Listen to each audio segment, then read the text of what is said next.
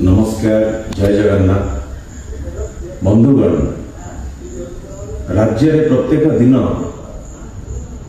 एभली गोटे गोटे चित्र देखा मिलूँ जहाँ विगत दिन में ना ये कान दिने शुणिथिला ना आखि दिने देखिथिला।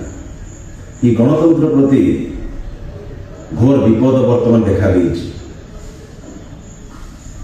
एबेकार घटना जड़े युवती जड़े जेनजी सरपंच निर्वाचित सरपंच महिला सरपंच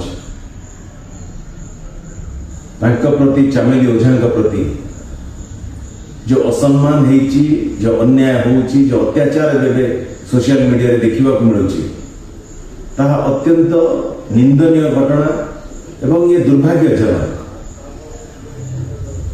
जेतेबेले आज राज्य रे आमे भविष्य पीढ़ी युवपीढ़ी जेनजी मान उत्साहित करुचु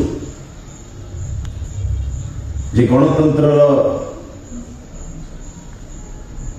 जो परंपरा रही किभली भाव में मुख्य स्रोत में सामिल हेबे, निजको से नेतृत्व नवाई सक्षम हेबे, से दिगरे जो गोटे इकोसिस्टम तैयारी करा जाउछि।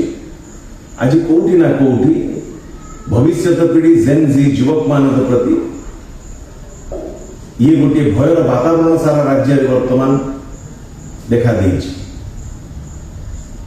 कहीं गोटे युवकटी गोटे महिला सरपंच गोटे जेनजी महिला सरपंच जेते बड़े लोक मानकर समस्या को लेकिन साधारण लोकंकर दुख को एवं तार समस्या को समाधान करने उपस्थापन करने को जाऊँगी।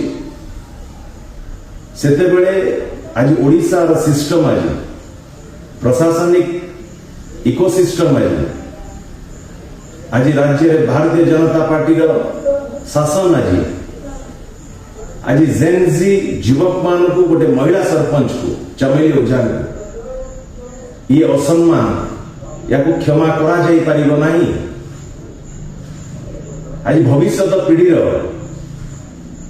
स्वर को चापी दबा को चाहूँ।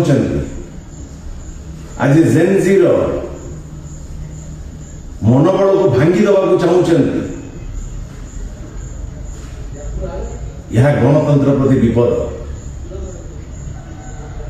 जेनजी मोर समस्त युवक युवती भाई भौणी मान ये समय आसी वर्तमान एकत्रित हुंतु। ये शासन ये सिस्टम ये व्यवस्था जो इकोसिस्टम है संपूर्ण भाव में भुसुड़ी जाइछि। नहले आगामी दिन में ओडिशा युवपीढ़ी ओडिशा जेनजी राजरास्ता को ओह्लैबे आपण को सेते जवाब दबा को पड़ो। धन्यवाद। वंदे उत्कल जननी।